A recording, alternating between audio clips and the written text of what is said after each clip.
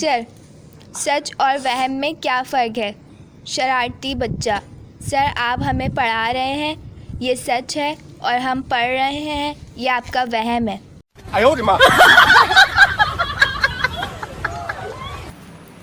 एक साहब नमाज सीखने मौलवी के पास गए। मौलवी साहब ने पूछा, सना आती है? साहब घबराते हुए, जी वो नहीं आती, मगर कभी कभी नबीला आ जाती है। अम्मी, मैं शादी करना चाहती हूँ। अम्मी, नहीं बेटा, किसी का बुरा नहीं सोचते।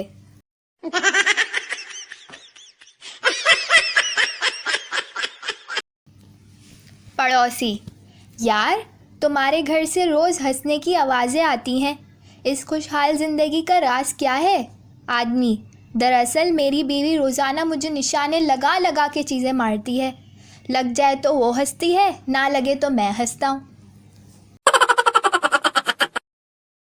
अगर मुल्तानी मिट्टी से वाकई रंग गोरा होता तो आज सारे मुल्तान के लोग अंग्रेज़ होते।